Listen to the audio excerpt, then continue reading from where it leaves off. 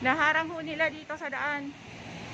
Pinapaandar ho nila kahit ho may mga tao sa likod.